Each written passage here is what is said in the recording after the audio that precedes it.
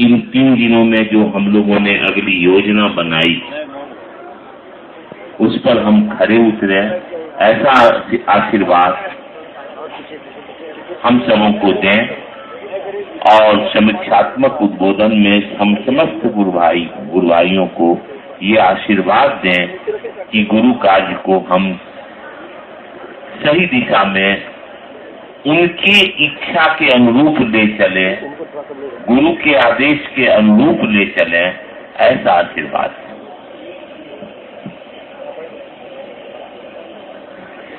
विषय तो अभी साहब के लिए था जिस पर रात ही हो गया था। अभी विषय था साहब के लिए विचार, भाव एवं प्रेम मन की अवस्थाएं।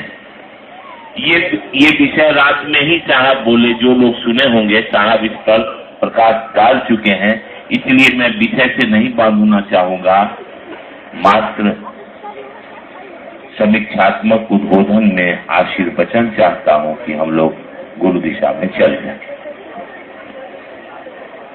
सब तो बोल ही दिए, तो कब बोलना है?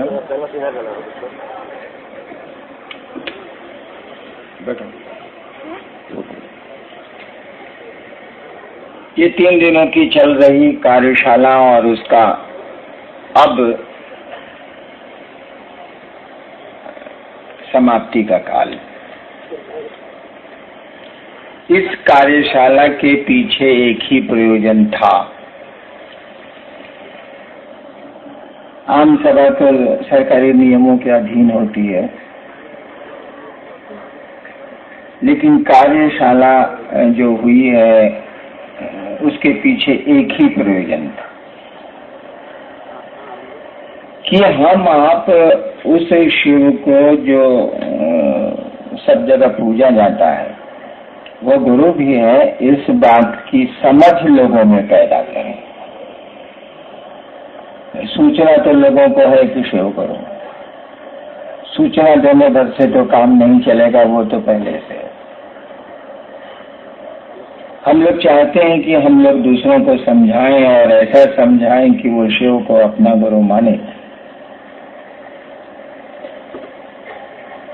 सच मानिए तो इस पूरे कार्यक्रम का, 3 दिनों के कार्यक्रम का यही प्रयोजन था, यही प्रयोजन है और भविष्य में भी ऐसे कार्यक्रमों का प्रयोजन यही रहेगा। जहाँ तक व्यवस्था की बात, इतने लोग बोल चुके, इतना उत्तर भी हुआ, आप भी व्यवस्था को समझते हैं, जो जिनको आपने अपना पदाधिकारी चुना है, बनाया है, वो भी इस बात को समझते हैं।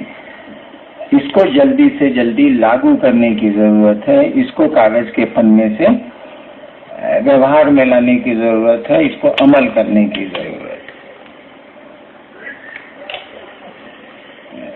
कतिपय शिकायत भी आई, शिकायत थी नहीं, वो शिकायत भी आई। उसको ऐसा मानना कि खुले मंच से शिकायत हुई है, ये खुला मंच नहीं है, ये कार्यशाला का मंच है और पूरे क्षेत्रों से चुने हुए लोग आए हैं जो शिव कार्य में रुचि रखते हैं, शिव कार्य में सजग हैं, तत्पर हैं। इसलिए ऐसा नहीं माना जाना चाहिए कि मंच से ऐसा कह दिया गया, वैसा कह दिया गया। ये तो घर की बात है, घर में तो सब तरह की बात होती है, इसका खराब या बुरा नहीं माना जाना चाहिए। और गलतियां तो होती हैं, वो हमसे हो या आपसे हो, गलतियां तो होती हैं। गलतियां बहुत महत्वपूर्ण नहीं है, गलतियों को हटा लेना ज्यादा महत्वपूर्ण है। गलती तो आदमी है तो करेगा। शिव के कार्य के लिए शिव को नहीं लाया जा सकता।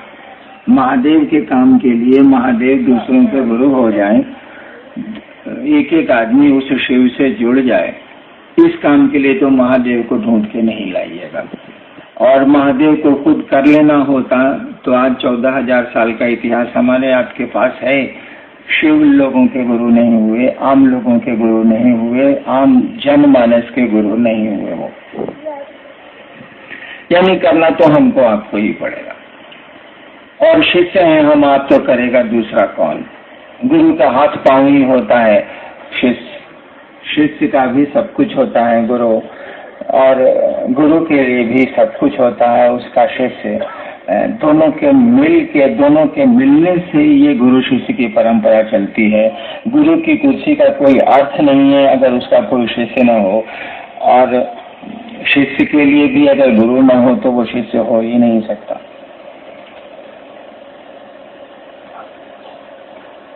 एक दो लोगों ने कहा कि दूसरे देवी देवताओं का सम्मान नहीं किया जा रहा है। ऐसा कतई नहीं। आपने उसको समझा दूसरी तरह से। बहुत अपनापन जहाँ होगा ना वहाँ थोड़ा आवेश होगा।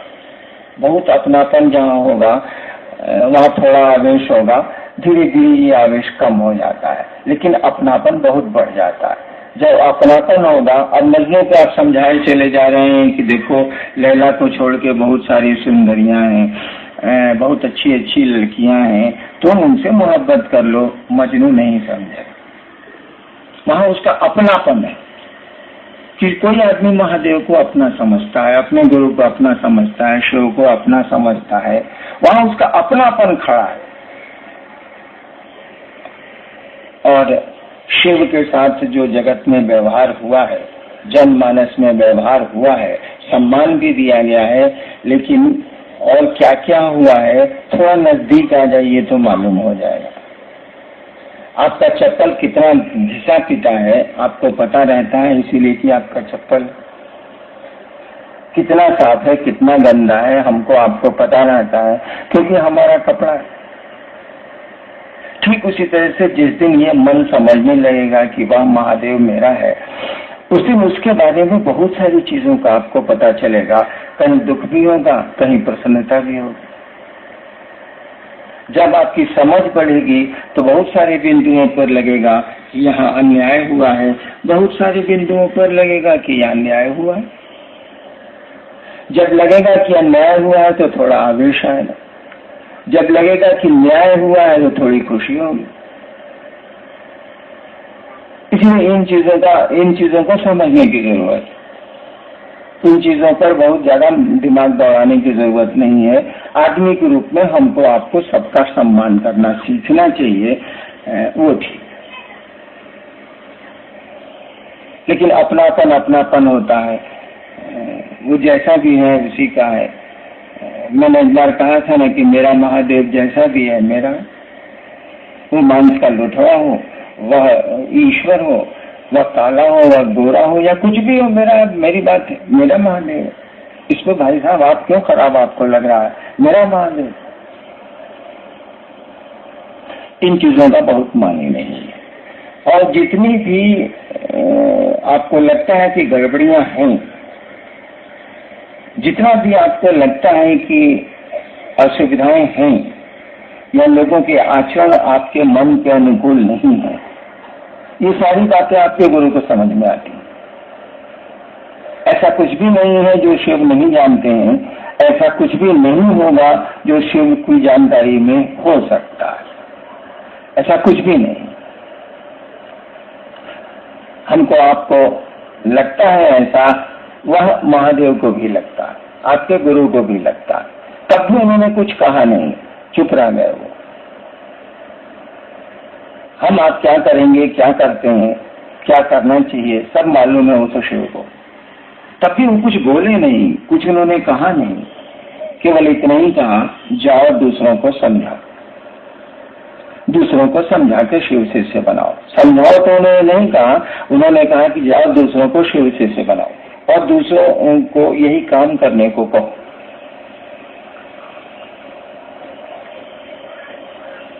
उनको सब मालूम होगा जरूर कि भविष्य में क्या क्या होगा, और उनको अगर नहीं मालूम है तो शिष्य को तो मालूम हो ही नहीं सकता।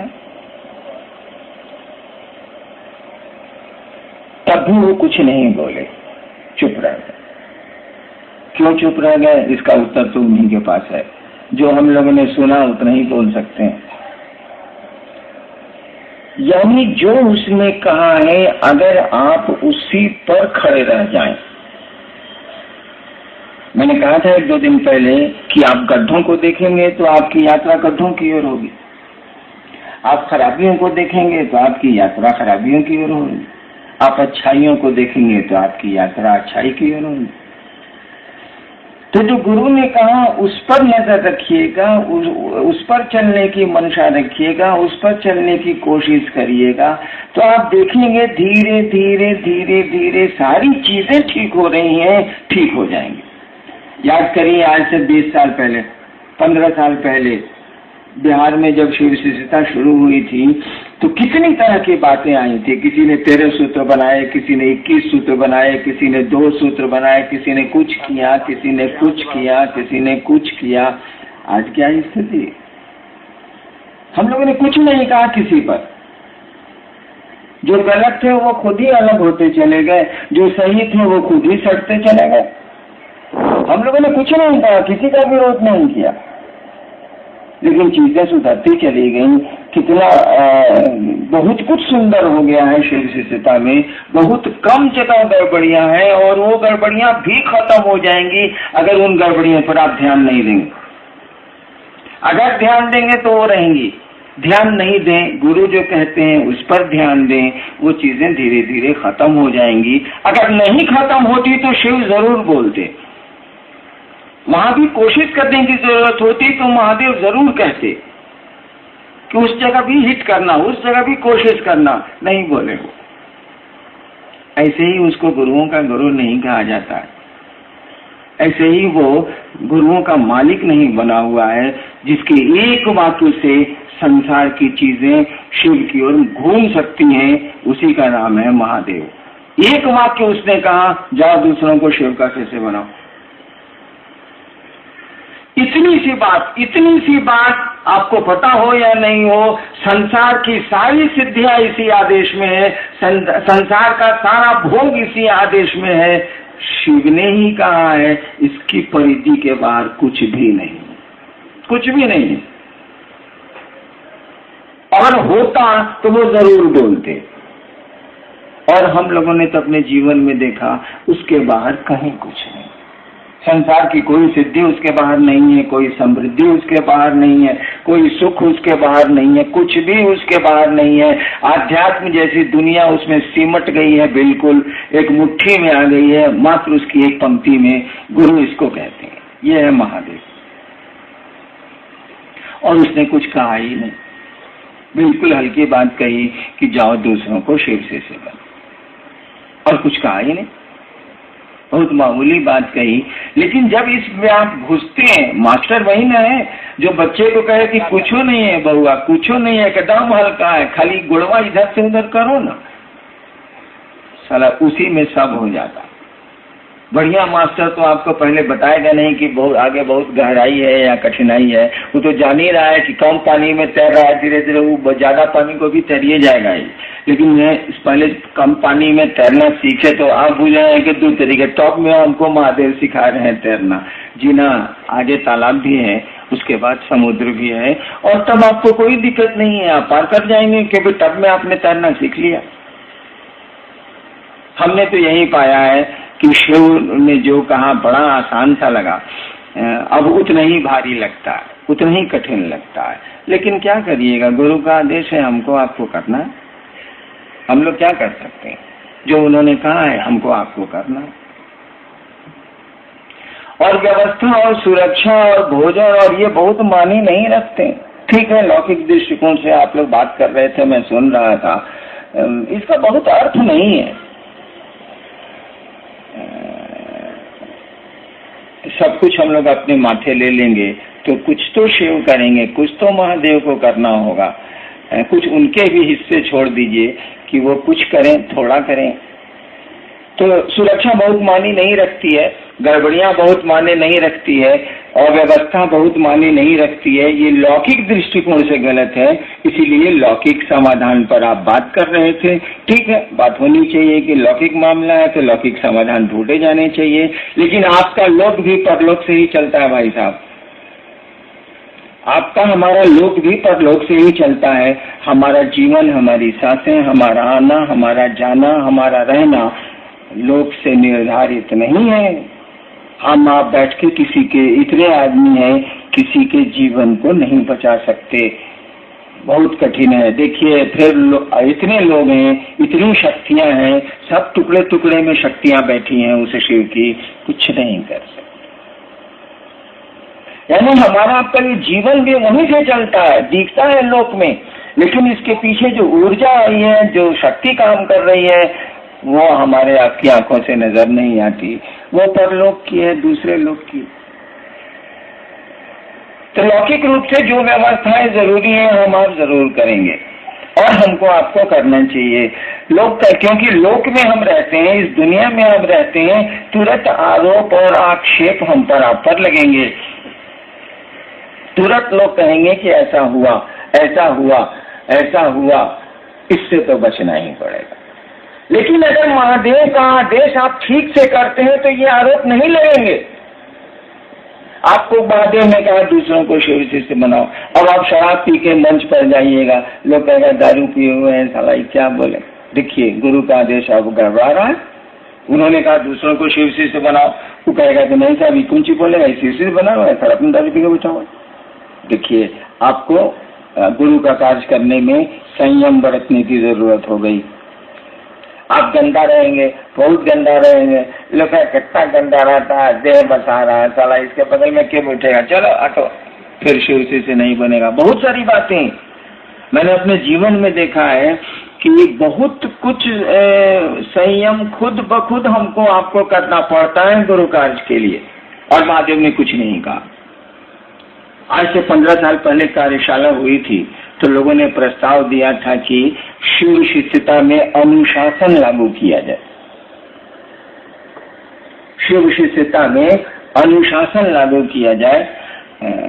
तो मैंने कहा था कि कोई अनुशासन शिव शिष्यता में लागू नहीं किया जाएगा। महादेव का काम करने वाले लोग खुद ही अनुशासित हो जाएंगे। उसके एक वाक्य में इतनी ताकत है कि अगर अनुशासन तोड़ेंगे तो फिर दुनिया के लोग आपकी बात ही नहीं सुनेंगे। और जैसे जैसे शिव शिष्यता में हम आगे बढ़ेंगे, जैसे जैसे हमारा आपका शिष्य भाव शिव की ओर चलेगा, सब कुछ ठीक होता चला जाएगा। शिव पर आज तक कोई आरोप नहीं लगा। वही एक देवता है, वही महादेव है जिस पर आज तक कोई आरोप नहीं लगा, कोई आरोप टिका ही नहीं। किसी ने लगाया ही नहीं तो फिर टिकने का क्या सवाल है, वो लोक हो या परलोक। महादेव ही एक ऐसा है जो आरोपों से सबसे अलग है, क्योंकि सभी आरोप उसमें जाके समा जाते हैं, सभी विसंगतियां उसमें जाके समा जाती हैं और एक हो जाती है। एक से ज्यादा निगेटिव्स को जोड़ दीजिएगा तो पॉजिटिव हो जाता है।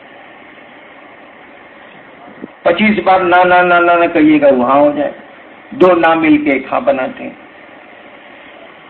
तो हमने उसी शिव को गुरु माना है जो आरोपों की परिधि से बिल्कुल बाहर है। आप लौकिक कोई आरोप शिव पर नहीं लगा सकते, बिल्कुल बाहर है। हम आप उसके शिष्य हैं, उसके कहे के अनुसार करेंगे, हम आप भी आरोपों से मुक्त हो जाए। हम पर आप पर भी कोई आरोप नहीं लगेगा। यहाँ आरोप लगते हैं उन आरोपों से बचने के लिए। अगर हम गुरु के काम पर ध्यान दें, अगर जो महादेव ने कहा उस पर अपना ध्यान दें, हमको नहीं लगता है कि जगत आपको पूजेगा नहीं। आप शिव की, अभी भजन हो रहा था ना कि शिव की शरण में आके देखो गगन धरती को कैसे चूमता है, ये देखो बाबू। इसलिए बहुत माथा दौड़ाने की जरूरत नहीं, बहुत आए पाए करने की जरूरत नहीं। जो गुरु ने कहा उसको सही मंशा से करने की कोशिश कीजिए। समझिए कि शिव ने क्यों ऐसा कहा है।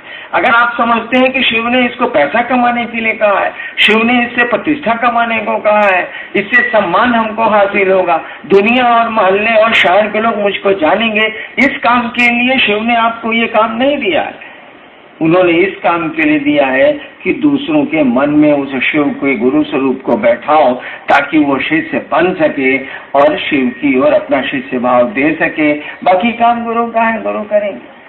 क्योंकि आपके गुरु ने आपको ये अधिकारी नहीं दिया कि आप महादेव से पूछिए कि हम शिष्य बने हैं कि नहीं बने हैं, ये तो आदेश दिया नहीं। उन्होंने कहा दूसरों को बताओ, दूसरों को समझाओ। आप इतना पूछ सकते हैं कि दूसरों को कैसे समझाएं, ये पूछ सकते हैं आप, लेकिन अपने कैसे समझें ये आप नहीं पूछ सकते।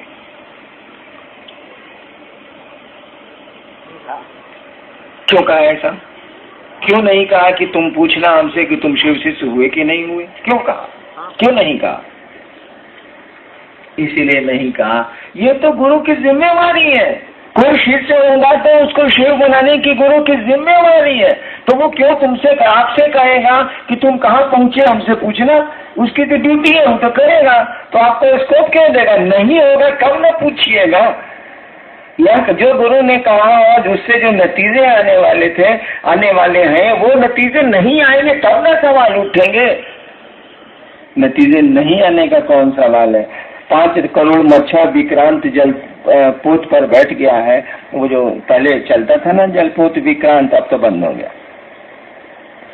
उस पर 5 करोड़ मच्छरे बैठ के कैप्टन से कहे कि कैप्टन साहब, हम लोग 5 करोड़ आपके जलपोत पर आ गए हैं, कहीं ऐसा तो नहीं कि धंस जाएगा? विक्रांत का कैप्टन कहेगा कि बाबू, हमरे डेक पर तो फुटबॉल खेला जाता है, हम ये डेक पर 8-8 हवाई जहाज एक साथ उतरते और चाहते हैं। तुम्हारे 5 करोड़ मच्छर के बैठने से क्या अंतर आता है? 10-20 करोड़ और हो तो आ जाओ, कोई दिक्कत नहीं है। हम खुलेंगे और जहाँ जाना है पहुँच जाएंगे। तुम बैठो, कोई दिक्कत नहीं। उड़ोगे तभी दिक्कत है, उड़ जाओगे तब फिर तो हम तुमको पहुँचा नहीं सकेंगे। तुम्हारे वजन से इस जलपोत को में कोई हलचल नहीं होने वाली है। थोड़ी हलचल भी होती, वो भी नहीं होने वाली है। तो शिव गुरु का तो ऐसा पद है कि हम पूरा जगत समा जाए। जगत मैंने धरती, जगत में बहुत छोटी चीज है। पूरी धरती समा जाए, पूरा जगत समा जाए, तब भी उस जलपोत में कोई हलचल नहीं होने वाली है, कोई उसको दिक्कत नहीं होने वाली है। आदमी रहे तब ना, यहाँ शिव ही गुरु है, आदमी तो हम लोगों के बीच में गुरु नहीं है। और गुरु से, शिव से हम लोगों को जोड़ना है, लोगों के मन में शिव को उतारना है, उस गुरु को उतारना है। उतारना तो शिव को है, लेकिन शिव उतरेंगे नहीं जब तक वे ही गुरु के रूप में उतरेंगे नहीं, क्योंकि गुरु का काम ही है कि आपको वो शिव से जोड़ते हैं, आपको परमात्मा बनाते हैं। हमको आपको जुड़ना है उस महादेव से ही जिसकी घरों में पूजा होती है, लेकिन हम लोग आप जुड़ कर उतार रहे हैं। पूजा पूरी की पूरी पूजा जो हमारी चल रही है, स्थापित जो पूजा पद्धतियां हैं, वो पद्धतियों में आके दम तोड़ रही है, विधियों में आके दम तोड़ रही है। नतीजे तो आ नहीं रहे, बहुत कम आ रहे हैं, बहुत हल्के आ रहे हैं, लेकिन वो पद्धति में ही वो पानी नलके से कहाँ से गिरेगा? पाइपे में खत्म हो जा रहा है, नल से आ ही नहीं रहा, तो प्यास तो मिटेगी नहीं। बूंद बूंद कभी टपक गया तो प्यास मिट गई, अन्यथा वो पानी का सप्लाई तो पाइप में ही रह जा रहा है, चल ही नहीं पा रहा है। बिना गुरु के ये काम होता नहीं है। हम लोगों ने कहा उस शिव को गुरु बनाइए। धीरे धीरे मैं देख रहा हूँ कि शिव को गुरु आप बना रहे हैं क्षेत्रों में, आप धीरे धीरे मुझको भी गुरु बनाते चले जा रहे हैं। इस आदत को छोड़िए। आदमी का स्वभाव है कि उसको प्रत्यक्ष रूप से कोई चीज थमा दीजिएगा, वो अप्रत्यक्ष को नहीं खोजेगा। ये घटना मेरे साथ कई बार हुई है। पहले मेरे साथ बहुत सारे लोग रहते थे जो आंख से दिखते नहीं, अभी भी रहते हैं, लेकिन कुछ नहीं करते हैं वो लोग। पहले किया करते थे, तो सब काम उन्हीं को मैं कह देता था, जो भी जरूरत पड़ी मैंने उनको कह दिया, काम हो गया। वो आध्यात्मिक हो या लौकिक हो, लौकिक बात तो मैं बहुत कम करता हूँ, कह दिया करता था, काम हो जाता। धीरे धीरे उन लोगों ने मेरा साथ छोड़ना शुरू किया, कह के छोड़ना शुरू किया कि रहेंगे लेकिन करेंगे नहीं। तो मुझको बड़ी दिक्कत हुई कि भाई रहिएगा करिएगा, नहीं तो करेगा कौन? लेकिन वो लोग अपनी बात पर अड़े रहे, रहते तो रहने को तो रहने लगे, लेकिन कुछ नहीं करना मैंने कुछ नहीं करना शुरू किया, कुछ नहीं करते। अब नतीजा क्या होगा? काम तो है, लोगों को शिव गुरु से जोड़ना है, धरती पर भी काम है, जरूरतें पड़ती हैं। अब उपाय क्या है? तो मैं अब कोई उपाय नहीं चला, तो मैंने महादेव से जुड़ना शुरू किया। ठीक उसी तरह से आप मुझसे लोगों को जोड़ देंगे तो वो शिव से जुड़ेंगे नहीं, वो मुझको ही पकड़ लेगा। इसमें हमको आपको सतर्क होना चाहिए। वरेण्य गुरु भ्राता की स्थिति को कम करना होगा और उस गुरु की स्थिति को मजबूत करना होगा, सामने लाना होगा। अगर मुझको आप सामने लाएंगे तो मैं दिखता हूँ, मैं हूँ, स्थूल शरीर में हूँ, लोग मुझको पट से पकड़ लेंगे, बड़ी आसानी होती है शरीर में किसी को पकड़ लेने की, क्योंकि वो कहीं रहता है, कहीं वहां जा सकता है, मिला जा सकता है। शिव से जुड़ना थोड़ा आदमी को अकबक लगता है, क्योंकि वो शरीर में नहीं है, उनसे जुड़ना एक लंबी यात्रा है, इसीलिए आदमी उसको जल्दी पकड़ता नहीं है। हम आप भी अगर इस धरती पर शिव का झंडा लहराने आए, शिव गुरु पद से लोगों को जोड़ने आए हैं, तो हमको आपको उस शिव को आगे करना होगा, उसी को सामने करना होगा, अपने पीछे होना होगा, आपको भी पीछे होना होगा, हमको भी पीछे होना होगा। पीछे होंगे तभी उसको आगे हम कर सकेंगे, अन्यथा वही पीछे हो जाएगा, हम ही आगे हो जाएंगे, आप ही आगे हो जाएंगे। इसीलिए क्षेत्रों में भी आप शिव के गुरु स्वरूप को स्थापित करने की कोशिश करिए। मैं नहीं चाहता कि मेरा नाम नहीं लीजिए, लेकिन पूरी चर्चा में मेरा एक बार नाम ले लीजिए, काम बहुत है। लोग तो ऐसे ही पूछेंगे कि किसने इसको शुरू किया, मुझको हटाना चाह के भी आप हटा नहीं सकते हैं, तो साटना क्यों चाहते हैं? जब किसी चीज को हटा के भी हटाया नहीं जा सकता तो उसको साटने की कोशिश क्यों की जा रही है भाई साहब? जो चीज आपको जिंदगी में हासिल होनी है उसके लिए प्रयास क्यों करते हैं भाई साहब? एक आदमी ने पटने में मुझसे कहा कि जी मन करता है कि हम आत्महत्या कर लें। वो आदमी यहाँ बैठा हुआ,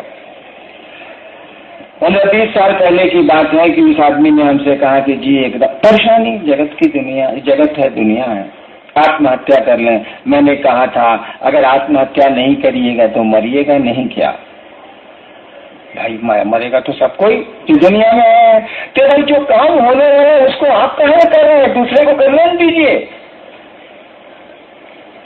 हमको आपको वहां से जाना है तो आप कोशिश जाने की कहाँ कर रहे हैं? तो ले ही जाएगा, जाना नहीं भी चाहिए तब वो ले जाएगा। तो अपनी जान क्यों हट रहे हैं भाई?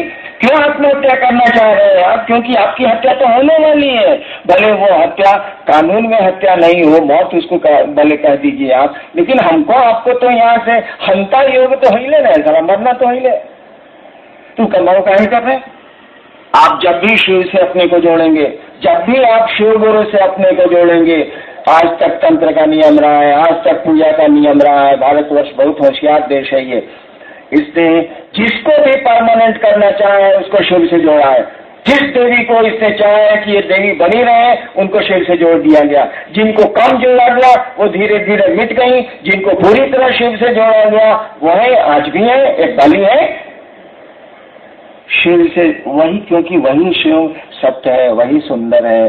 सत्य का मानी होता है जिसमें कभी कोई परिवर्तन नहीं होता है। सत्य शब्द का अर्थ होता है तो हलंत कहिए या यह कहिए, वही सत्य है, वही परमानेंट है, वही अस्थाई है, और कुछ भी यहाँ अस्थाई नहीं है। जब भी किसी को शिव से आप जोड़ेंगे वो चीजें अस्थाई होती चली जाएंगी। आप शिव का काम करते हैं, लोगों को शिव से जोड़ते हैं, उसके गुरु पद से जोड़ते हैं, धीरे धीरे आप अस्थाई होते चले जाएंगे। तो इसके लिए कोशिश कहाँ कर रहे हैं बापा? इसके लिए चेष्टा कहाँ कर रहे हैं? जो चीज मिलने वाली है उसके लिए हाया है क्या हो रहा है? आप शिव से जुड़ेंगे, प्रतिष्ठा आपको कोई देने से रोक नहीं सकेगा, सम्मान कोई देने से रोक नहीं सकेगा। सांप जब जहर रखता है और टेढ़ा चलता है और गलती से शिव मंदिरों की नालियों से शिवलिंग पर चला जाता है, अरे वो पूजा जाता है, लाठियां नहीं खाता, अक्षत और फूल दिए जाते हैं, दूध दिया जाता है उसको, जबकि वह नाली का सांप है, सड़कों का सांप है। गलती से भूल से घूमते घूमते वह शिव मंदिरों की नालियों से शिवलिंग तक चला गया है, जनमानस उसकी पूजा करता है। और वही शिव मंदिरों से जब बाहर निकल जाता है तो लाठियां मिलती हैं, लोग मारते हैं और शिवलिंग पर उसकी पूजा करते हैं। बक्सर के प्रोग्राम में मैं गया था, दीदी भी आपकी थी, मैं चलने लगा तो 6-7-8 साल पहले की बात, 10 साल, मैं चलने लगा तो प्रेस वालों ने मुझको घेरा। चलते समय मैं भागता हूँ, महोत्सव में जब खत्म होता है तो मैं भागता हूँ, इसीलिए भागता हूँ कि आप 5 छूने के लिए शोर करेंगे, 5 छूने की कोशिश करेंगे, और 5 आदमी हैं तब तो कोई दिक्कत नहीं है, लेकिन अगर 500 हैं और 5000 हैं तब तो अफरा तफरी मचेगी, गुरु बहनों की साड़ियाँ फटेंगी, आपके कपड़े फटेंगे, लोगों के पाँव टूटेंगे, हाथ टूटेंगे, इसलिए रोक लगी हुई है कि नहीं आप पाँव नहीं छू सकते। तो मैं हड़बड़ी में था, गाड़ी में चढ़ने जा रहा था, सतीश जी लोग सब लोग थे, रामविलास जी थे, मैं गाड़ी में चढ़ने जा रहा था, प्रेस वालों ने घेरा कि सर कुछ बोलिए, सर कुछ बोलिए। हम कहा भैया मैं उठ गया, अब क्या बोलूं। गाड़ी तक मेरा पीछा किया, अंत में कहा कि अगर लिख सकते हैं, सुन सकते हैं तो एक बात सुन लीजिए। उसने पूछा था प्रेस वालों ने कि आप इतने लोकप्रिय क्यों हैं? उस समय की बात है, अब तो पूछेगा कि आप लोकप्रिय, अब शब्द मेरे लिए खत्म हो गया। उस समय पूछा था कि आप इतने लोकप्रिय क्यों हैं, इतने लोग आपको सुनने क्यों आए, यही सवाल था उसका। हम कहा हम जा रहे हैं भैया, हम हड़बड़ी में जा रहे थे। तो मैंने उत्तर दिया था कि एक वाक्य में अगर समझ सकते हैं तो समझ लीजिए, सड़क के सांप को किसी ने शिवलिंग पर रख दिया, सड़क के सांप को किसी ने शिवलिंग पर रख दिया है, लेकिन सांप को ये याद है कि उसको किसी ने रख दिया। सड़क के सांप को किसी ने शिवलिंग पे रख दिया है तो पुजारा लोकप्रिय है, लेकिन सांप को ये याद है कि किसी ने रख दिया है, यानी सांप बहादुर जी बुझ लीजिए, जो रखा है उतारी हो सकता है, जब उतारेगा तो कतरा लठी मिलेगा तो बुझ लीजिए। हमने यही कहा था, सड़क के सांप को किसी ने शिवलिंग पर रख दिया है, लेकिन सांप को ये याद है कि किसी ने रख दिया।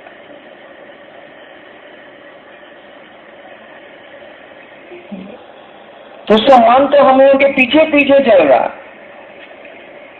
उसकी कोशिश क्या, उसके लिए प्रयास क्या, वो चाहिए उसको आपको हटाना कि हटाइए हटाइए हटाइए, हटेगा नहीं आपसे। शिव के साथ सटे हैं, शिव के साथ दूसरों को सटा रहे हैं, सम्मान आप चाहिएगा, दुनिया चाहेगी तब भी नहीं हटा सकेगी। आप उल्टा उससे जुड़ने का प्रयास करते हैं, जो चीज होने वाली है उसी को करना चाहते हैं, नहीं भी करिएगा तो होगी, और उसको रोकिएगा तब भी होगी, क्योंकि शिव की बात आप कर रहे हैं, उनके गुरु स्वरूप की बात कर रहे हैं, सम्मान तो आपके साथ सटा होगा। उसके लिए कोशिश क्यों करते हैं, उसके लिए चेष्टा क्यों करते हैं? एक समय आएगा कि सम्मान आपको मिल जाएगा। अभी ही बहुत सारे गुरु भाई हैं जिनको मोहल्ले वाले नहीं जानते थे, अब जिलों से बाहर राज्य वाले उसको जानते हैं। देखिए सम्मान मिल रहा है कि नहीं मिल रहा है, वो चाहता नहीं है तब भी मिल रहा है, और चाहता है तब तो सारा महादेव के चेले नहीं, वो समझता ही नहीं। तो हमको आपको वही करना है जो हमारे आपके गुरु ने कहा, और उसकी मंशा, हमारे आपके करने की मंशा वही होनी चाहिए जो गुरु चाहते हैं।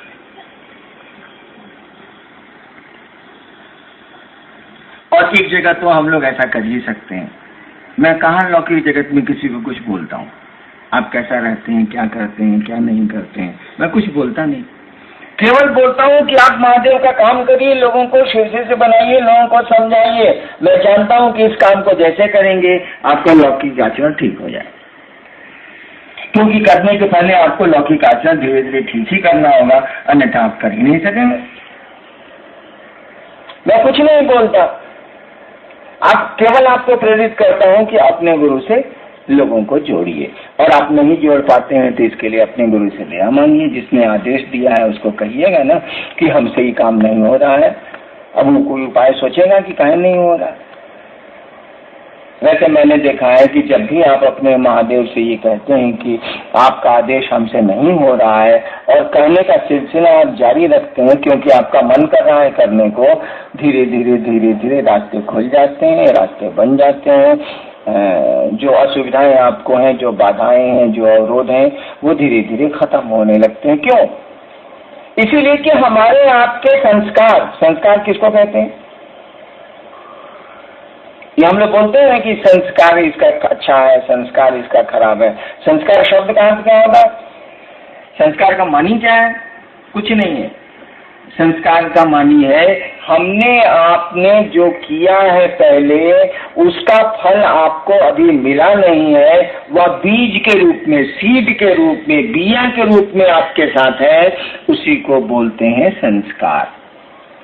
जैसे आप एक मुक्का दीवार पर मारिए, चोट तुरंत लग जाएगी, फल मिल गया आपको। मुक्का मारे दीवार में, तुरंत मिल। आप बहुत डॉन है टाउन के, आप 5 आदमी को रोज पीटते हैं, वो बेचारा कुछ नहीं बोलता।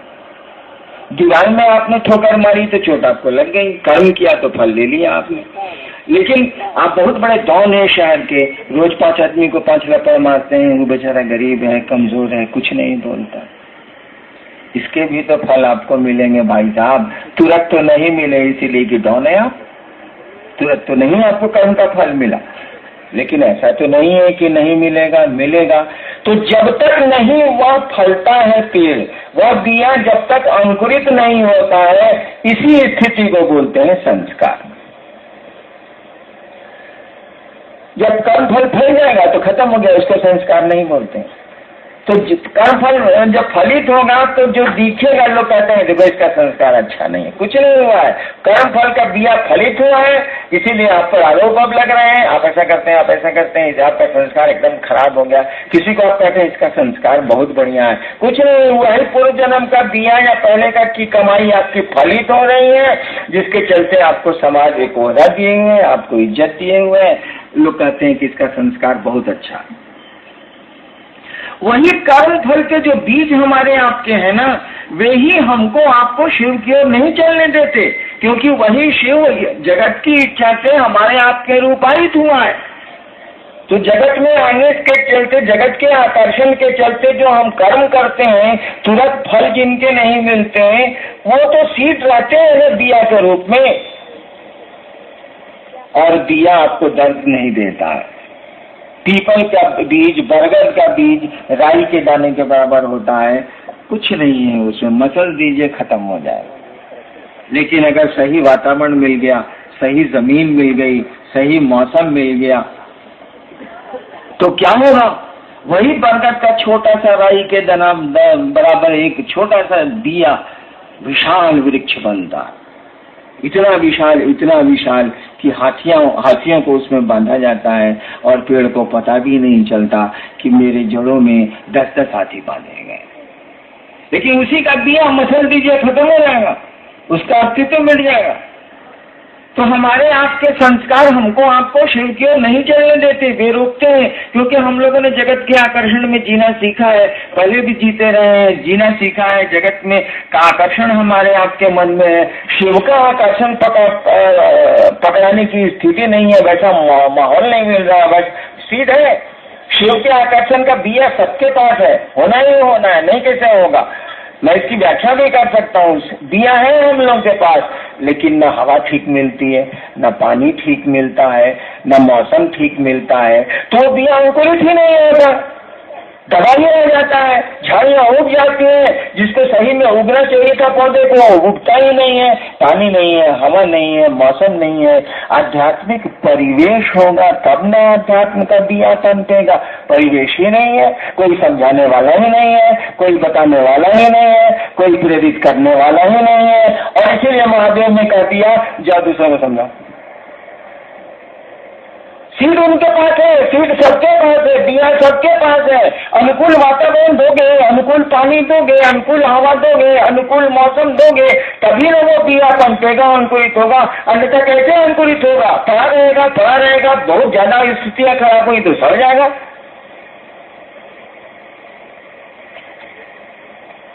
गुरु की दया इन्हीं संस्कारों में परिवर्तन करती है। गुरु की दया हमारे प्रारब्ध कर्मों में परिवर्तन करती है। जब उनकी दया आपको मिलेगी तो आप गुरु चर्चाएं करते हैं तो आपके कष्ट कम होते हैं, आपकी तकलीफें, आपकी बाधाएं, आपके जीवन के अवरोध घटते हैं। क्यों घटते हैं? गुरु चर्चा करते हैं, गुरु का आदेश करते हैं, जैसे किसी का आदेश मानिएगा उसकी दया आपको मिलेगी। जैसे किसी की हुकूमत मानिएगा, वो आदमी आपके प्रति सॉफ्ट कॉर्नर होगा, उसके पास आपके दिल में जगह होगी, उसकी दया आपको मिलेगी। और गुरु की दया, शिव की दया, धरती पर कौन सी चीज है जो नहीं हो सकती? किम न सिद्धते भूतले। शिव अगर चाहे तो इस संसार में क्या है जो नहीं हो सकता। धीरे धीरे हमारे कर्म फल के बीज दग्ध हो जाते हैं, जलने लगते हैं, फिर अंकुरित नहीं होते। अंकुरित नहीं होते तो आपकी बाधाएं कम हो जाती हैं, अवरोध कम हो जाते हैं। दिया तो रहता है लेकिन पेड़ नहीं बनता। तो आप उनसे दया मांगने की मानसिकता में जाएंगे, उनके आदेश को करने की मानसिकता में जाएंगे और आपसे नहीं होगा तो छटपटाएंगे आप। किसी का जीवन बचाना चाहते हैं, आपका प्रिय है और बचा नहीं पा रहे हैं तो छटपटाएंगे आप, रोएंगे आप, चिल्लाएंगे आप, क्योंकि आपका बस नहीं चल रहा है, बीमारी लाइलाज हो गई है, बिना इलाज के इलाज पर भी नहीं ठीक हो रही है, उसका इलाज नहीं हो पा रहा है और आपका कोई प्रिय आदमी है, आपको छटते भी कीजिएगा, आप तो रोई भी कीजिएगा, आप तो चिल्लाई भी कीजिएगा, आप तो माथा फोड़ भी कीजिएगा अपना। जब ये मन की स्थिति आ जाएगी कि मेरे गुरु का आदेश है और मुझसे नहीं हो रहा है, आप चाहत आपके बहुत तेज हो गई है तो छटपटाइएगा, हल्ला करिएगा, शोर करिएगा, हंगामा करिएगा, लोग कहेंगे आवेश में बोलता है। कुछ नहीं है, छटपटाहट है, इसीलिए आप ऐसा बोलते हैं। मेरी पत्नी बीमार पड़ी पटने में 94 या 97 में। 1 बजे रात में उनको स्ट्रोक जब पड़ा तो मैं थोड़ा कोढ़िया हूँ, अस्पताल से बहुत डरता हूँ। तो हमने कहा कि फ्लैश से डॉक्टर लोग को बुलाओ, जल्दी बुलाओ, जल्दी बुलाओ, जल्दी बुलाओ। मेरी साली मेरे रूम में थी, स्ट्रोक पड़ गया तो मेरी साली मेरे रूम में थी। एक हाथ उसने मार दिया कि चलिए अस्पताल लेके चलिए, चलिए अगले अस्पताल लेके। देखिए दिस इज आवेश। उसकी छोटी बहन है, उसको नहीं बर्दाश्त हुआ, एक हमको ठेल दिया उसने, गाड़ी निकलो जल्दी से, चलिए लेके दीदी को। आवेश, अपनापन का आवेश यही है। उसने मारा मुझको थोड़े ही, उसका अपनापन आवेशित हो गया। तो जब हमको आपको कोई चीज हम चाहेंगे और नहीं मिलेगी तो छटपटाहट होगी, आवेश होगा। आप नहीं करेंगे तो मैं आवेशित खुद ही होता हूँ, कम होता हूँ लेकिन होता हूँ। आखिर कोई कितना कहेगा, सोचिए तो। कहते कहते कार्यशाला बुला रहे हैं, ये कर रहे हैं, वो कर रहे हैं, वो कर रहे हैं, कितना कोई कहेगा। अंत में तो कबीर ने कहा अब कुछ कहना नहीं, जा सारा कहना था सो कह दिया, अब कुछ कहना नहीं। बैठा दरिया मान, साला नदी के बीच में हम बैठ गए, साला आओ चाहे जाओ, एक आई दूजी गई, बैठा दरिया माही, साला आओ चाहे जाओ, कहना था सो कह दिया, अब कुछ कहना नहीं। यहाँ भी कबीर आवेशित है, कह रहे हैं उनकी साथ, कहना था सो कह दिया, अब कुछ कहना नहीं। एक आई दूजी गई, बैठा दरिया माही। नदी में बैठिएगा तो क्या होगा, लहरें आएंगी और जाएंगी। तो आदमी आवेशित हो जाता है, कहते कहते थक जाता है, तब भी आप नहीं समझते हैं, उसके प्रिय का काम आप नहीं करते हैं जो आपका प्रिय होना चाहिए, तो आवेशित तो हो ही जाएगा वो, उसमें उसका कोई दोष नहीं। हम आप भी होते हैं। आपका बच्चा बुखार से तड़प रहा है और ड्राइवर गाड़ी निकालने में देर कर रहा है, आप आवेश में तो आएंगे ही आएंगे क्योंकि आपका बच्चा है। तो जब हम आप इस आवेश में आए, होना चाहिए आवेश रहित आवेश, चार्जलेस चार्ज होना चाहिए, लेकिन ये शिव को छोड़ के किसी को नहीं। कोई आवेश रहित आवेश रखता हो या उसे शिव को छोड़ के, और एक देवी है महाकाली, इन दोनों को छोड़ के इस संसार के किसी देवता को नहीं है, किसी देवी को नहीं है। मात्र 2 सत्ता भारतवर्ष की है जिनको कहा जाता है कि अघोरा है, घोर नहीं होती है, आवेशित नहीं होती है। एक महादेव है और एक समय से परे की देवी है महाकाली। 2 ही देवता इस संसार में है, एक महाकाल खुद ही है और उनकी शक्ति महाकाली है। 2 ही देवता ऐसे हैं जो आवेश रहित आवेश उनके पास है, अन्यथा कोई भी संसार में नहीं है। हम आपकी गिनती तो, हम लोग तो आदमी है, कोई भी संसार में देवी देवता नहीं है जो घोर नहीं होता, आवेशित नहीं होता, उसको होना ही होना है। इसीलिए भारतवर्ष किसी देवी को अघोरा नहीं कहता है, किसी देवता को अघोरेश्वर नहीं कहता है, किसी भगवान को वो अघोरेश्वर नहीं कहता है। कहता है शिव को छोड़ के कोई अघोरेश्वर नहीं है, शिव का नाम ही दे दिया गया अघोरेश्वर। महाकाली को ही, मात्र महाकाली को कहा गया, केवल महाकाली को कहा गया कि हे भगवती आप ही अघोरा हैं और कोई अघोरा नहीं है। कोई ऐसा नहीं है जो आवेश रहित आवेश रखता हो। आप ही को देखने से लगता है कि कोई आवेश आपके पास नहीं है, और सारे के सारे आवेश वहीं से निकलते हैं। वाह रे वाह, सारे के सारे आवेश वहीं से निकलते हैं, सारे के सारी घोर चीजें वहीं से निकलती हैं। और उस सत्ता को देखिए, लोगों ने नाम दे दिया भोला बाबा। देखिए असंख्य शक्तियों का धारक हो, धारक नहीं जनक है वो। जितने भी संसार में शक्तियां हो सकती है, शिव उसका जनक है, वो पैदा करता है, वहीं से पैदा होती है वो। और लोगों ने नाम दे दिया भोला बाबा। भोला मने बुड़बक, भोला मने बेवकूफ, भोला मने इसको कुछ नहीं बुझाता है, काहे तंग करता है, लड़का बड़ा भोला है भाई साहब, मत तंग कीजिए उसको, काहे उसको चिढ़ा रहे हैं, लड़का बहुत भोला है, बहुत सीधा है। अनंत शक्तियों के धारक को इस देश ने नाम दिया भोला। कहा ही जाता है शिव को छोड़ के कोई अघोर नहीं है, महाकाली को छोड़ के कोई अघोर नहीं। तो आवेश रहित आवेश तो शिव में है मात्र, और फिर उनकी शक्ति महाकाली में, महाकाल में उनकी शक्ति महाकाली में, और इस संसार में कोई इससे मुक्त नहीं। नम ऑन दी अर्थ, वो अर्थ क्या, वर्ल्ड, ग्लोब। तो आवेश स्वाभाविक है, कोई क्या करे। कभी दरिया के कहिए दिन के, एक गई दूजी आई, एक आई दूजी गई, बैठा दरिया माई, कहना था सो कह दिया, अब कुछ कहना नहीं। हम लोग के साथ दिक्कत क्या, कभी तो बोल के चले गए कि अब कुछ कहना नहीं। हम लोग के पीछे तो चला भलुए हम लोग को पकड़ लिया है, हम लोग कंबल को थोड़े पकड़े हैं, सर दिखता है कंबल है, भालू सारा हुए धर लिया, वो डूब रहा था, हम डूब रहे थे, कंबल पहन के बुझ के साधु जी निकालने गए, था साला भालू धर लिया साधु जी को। अब लोग कह रहा है कि साधु जी आप काहे डूब रहे हैं, कंबलवा छोड़िए ना। सधुआ कहा कि साला हम काहे पकड़ेंगे, वो ये हमको पकड़ लिया। हम लोग के साथ प्रॉब्लम है कि हम ही लोग पकड़ा गए। गुरु ने कहा जाओ दूसरे को समझाओ।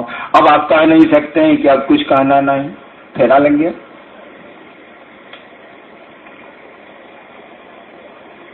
जब आपके गुरु का ही आदेश है कि दूसरे को समझाओ, तो कबीर बहुत सुंदर लगता हो, उनकी बोली उनकी बहुत अच्छी लगती हो, तो अच्छी लगने से क्या होगा, गुरु का आदेश है समझाओ। भले वो कहें कि अब कुछ कहना नहीं। हम लोगों के साथ तो ऐसा नहीं है, जब तक आवाज चलेगी, जब तक शब्द है हमारे पास, जब तक हम बोला पा रहे हैं, तब तक कोशिश करेंगे समझाने की, समझाते रहेंगे। तो हम आप अगर गुरु का आदेश नहीं कर पा रहे हैं तो उससे दया लें, मंशा बनाए। हम लोग इतना शोर क्यों कर रहे हैं? गुरु चर्चा करिए, लोगों को शिव से बनाइए, गुरु चर्चा करिए, लोगों को शिव से बनाइए, इसीलिए कि आपकी चाहत पैदा हो, आपके भीतर ये इच्छा पैदा हो कि हम गुरु का कार्य करें, हम शिव का कार्य करें, ये इच्छा पैदा हो। इच्छा पैदा होने न दीजिए, इलाज तो हम लोगों के पास है ले। चाहत पैदा होने न दीजिए कि कोई आपका बीमार है जल्दी से ठीक हो जाए। किसी को अपना समझिए तो ना, अपने मन में ये चाहत पैदा होने दीजिए ना कि महादेव का काम करना है, ऐसा मन से करना चाहते हैं, मन से करने जब चेला है तो करेंगे। महादेव का गुरु का काम चेला नहीं करेगा तो पब्लिक करेगी, गुरु का काम चेला करेगा। गुरु के हाथ पांव ही उसके शिष्य होते हैं और दूसरा कोई नहीं होता। उसकी पूरी दुनिया में गुरु की पूरी दुनिया में शिष्य होते हैं और कुछ हो ही नहीं सकता। वह पिता होगा तो कोई उसका पुत्र होगा, लेकिन गुरु जब भी होगा तो उसकी दुनिया में शिष्य ही बसते हैं। डॉक्टर की दुनिया में रोगी ही बसते हैं, वकील की दुनिया में उसके क्लाइंट ही बसते हैं। हाँ, फिर किसी का बेटा होगा तो कोई उसका बाप होगा, लेकिन वकील होगा तो वकील शब्द ही जुड़ा हुआ है मुकदमे से, लोगों के मुकदमे लड़ने से, उसकी दुनिया उतनी ही भर है। तो जैसे आपकी चाहत आपके भीतर बढ़ेगी, जिसकी कोशिश में हम आप लगे हैं, जैसे चाहत आपकी बढ़ेगी, छटपटाहट आएगी, रोकेंगे आपके कर्म फल, रोकेगा उस शिव की सृष्टि की इच्छा रोकेगी। वही शिव रोकता है मेरे भाई, माया भी उसी की है। रोकेगी उसी शिव की सृष्टि की इच्छा जो जगत की ओर हमको आपको लेके जा रही है। फिर आएगी उस गुरु की दया जो उस इच्छा को तोड़ेगी, जो शिव सृष्टि की इच्छा है, तीसरी इच्छा है, उसको तोड़ेगी, उससे लड़ेगी और आपको घुमाएगी शिव की ओर। दोनों साथ साथ चल रहे हैं। उस शिव की इच्छा भी चल रही है जो शिव को जीव बना रही है, उसकी यह भी इच्छा साथ साथ चल रही है जो जिसको दया भाव बोलते हैं, जो जीव को शिव बना रही है। दोनों साथ चल रही है, दोनों में कोई दिक्कत नहीं है, कोई कठिनाई नहीं है। एक ही कठिनाई है कि दया की स्थिति में मन जाएगा तभी दया का कनेक्शन बैठेगा, बिजली जलेगी, अन्यथा नहीं जलेगा। हम लोगों ने कहा शिष्य को, उस शिव को अपना गुरु बनाओ। गुरु चर्चाएं करो जो गुरु कहते हैं, जो उनका आदेश है। जैसे जैसे ही चाहत में जाएंगे आप, जैसे जैसे कोशिश करेंगे कि हम भी गुरु चर्चा करें, हे महादेव हम पर आप दया कर दीजिए कि आपका होशियारी यही ना है भैया, कोई काम कोई कह रहा है करने के लिए पॉट से कर दीजिए, तब ना अपना कम्मा थमाइएगा, नहीं क्या भक्ता के नहीं चल रहे, नहीं होशियारी है। कोई कह रहा है कि भाई साहब पानी पिलाइए, तो जा आप बुझ नहीं कि इससे कुछ हमको कामों है, तुरंत गिलास में धो के ले आइए, ले हम खड़ा हो जाइए, लीजिए पानी, ले आए। तब कहेगा कि जी वो काम है, ले जरा कर देती है अपने, अच्छा ठीक क्या काम है बोलो कर देते। अब वो पानी मांग रहा है, आप उसको दे रहे हैं लहसुन सुगनी, हो गया। महादेव कह रहा है दूसरों को समझाओ, आप कहते हैं जी टांग टूटल है, काहे बोलते हैं टांग टूटा हो, उसको मालूम है, छोड़ दीजिए। कहिए कि टांग, कहिए कि हम पर दया करिए कि हम गुरु कार्य करें, हम लोगों को समझा सकें कि आप उसके गुरु हो जाइए। महादेव को मालूम है कि आपका टांग टूटा हुआ, वो ऐसी दया करेंगे कि टूटे पांव में आपको पंगु गिरवर चढ़े। कार्य दाऊ ब्रह्म पद कार्य करू अधोगामी, है पंक्ति सुनी है ना। आज देखिए मुख हो ही वाचाल, कहा जाता है ना कि आप अगर चाहें तो जो गूंगा है वो बोली बोलने लगता है, मुख हो ही वाचाल। करोड़ों आज गुरु बहने हैं जो मूक थी अपने घरों में, वाचाल हुई है कि नहीं हुई है, मुख हो ही वाचाल। जो लोग कुछ बोलते नहीं थे, घरों में सिमटे थे, अपने पति और अपने सास ससुर का लाभ चाहते थे, वो लोग आज वाचाल हो गए। वो लोग अब बोलने लगे हैं, मन से बोलने लगे हैं, भीड़ में बोलने लगे हैं, मौसम में बोलने लगे हैं। हे मूक वाचाल नहीं हुआ। देखिए उस श्री में कितनी ताकत है, मूक हो ही वाचाल। आप जो मूक थे, कोई आवाज आपके पास नहीं थी, आपको बोली निकाल दिया उसने, मूक को वाचाल कर दिया उसने। ठीक उसी तरह से पंगु गिरवर लगा, जो लंगड़ा है वो पहाड़ों को पार कर जाता है। आप पार करते हैं कि नहीं? मैं ऐसे शिव शिष्यों को जानता हूं जिनके पांव टूटे हुए हैं और अब वो ठीक नहीं होंगे। मैं ऐसे शिव शिष्यों को जानता हूं जो अंधे हैं और कुछ नहीं उनको दिखता है, और मामूली महादेव का काम वो नहीं करते। देखिए वो लंगड़ा है, पहाड़ चढ़ा दिया ना महादेव, चढ़ गया ना वो शिव की बात करता है, लोगों को शिव की ओर चलने की बात करता है। खुद ही पहाड़ चढ़ गया है, दूसरों को पहाड़ पर चढ़ के आवाज दे रहा है, आइए इस पहाड़ पर चढ़िए, ये तो शिव का शिखर है, शिव की चोटी है, शिव का पहाड़। कहना था तो कह दिया, अब कुछ कहना नहीं।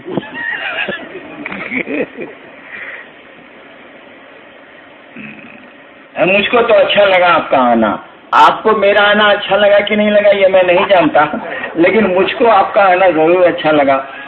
और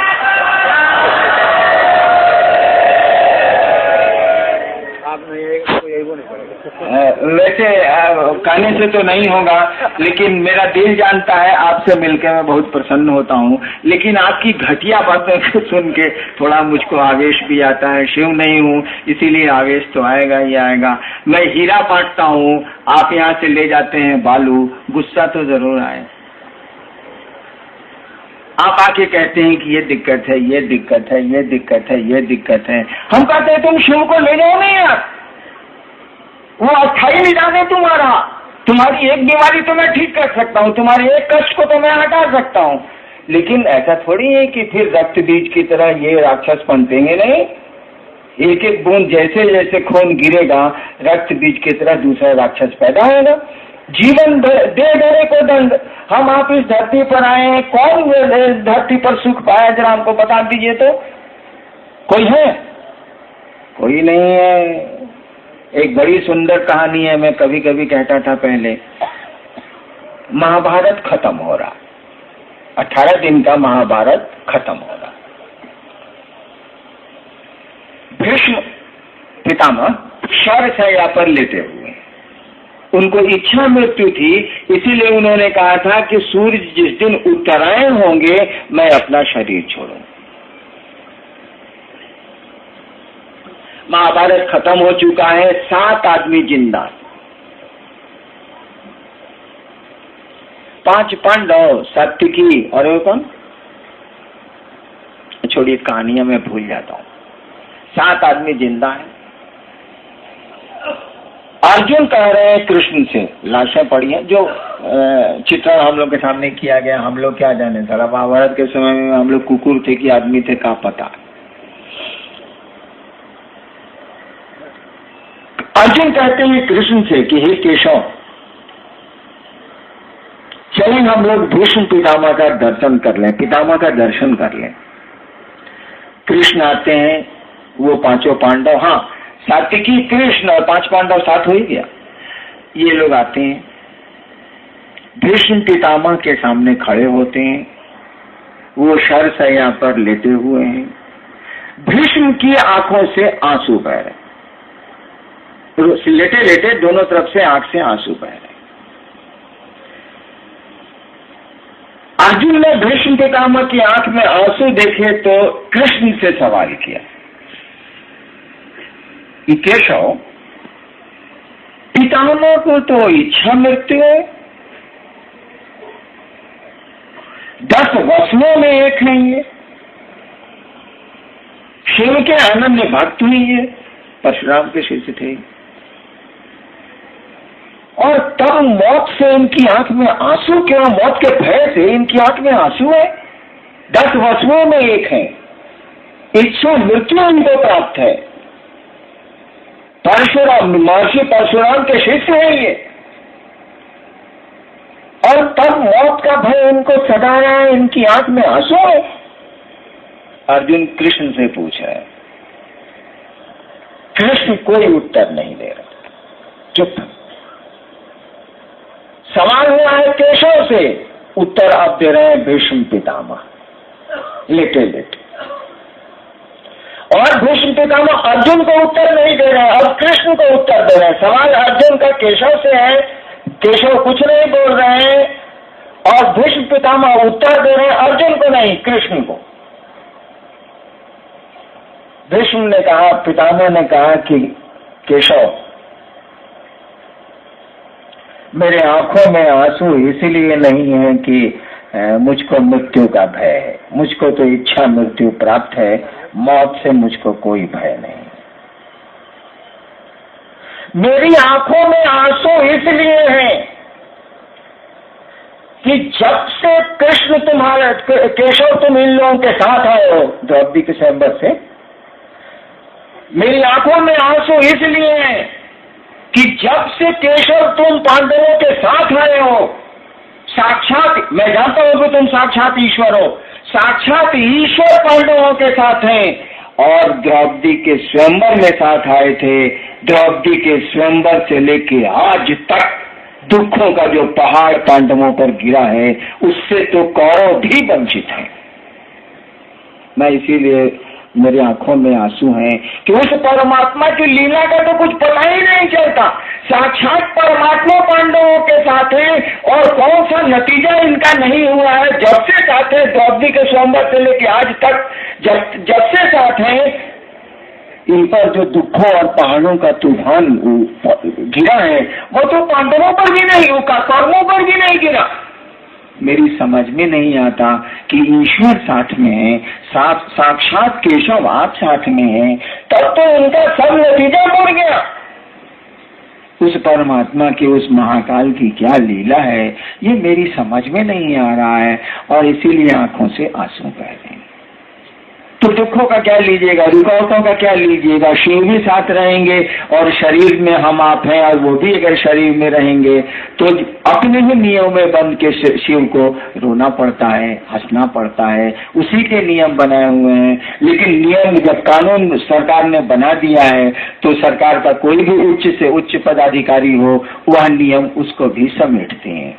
ठीक उसी तरह से नियम तो शिव की इच्छा से बने हैं, उसी के बनाए नियम हैं, लेकिन शिव भी जब धरती के दायरे में आएगा, शरीर में आएगा या शरीर लेगा, भूख लगेगी फिर शरीर लेगा, तो उसको भी वही कानून पकड़ेगा, वही नियम उसको पकड़ेंगे। अंतर इतना ही होगा कि उसके पास इतनी ऊर्जा नहीं होगी कि जो चाहेगा उसको कर लेगा। कृष्ण जो चाहेंगे सो होगा, राम जो चाहेंगे सो होगा, नतीजा भी साथ ही साथ होगा।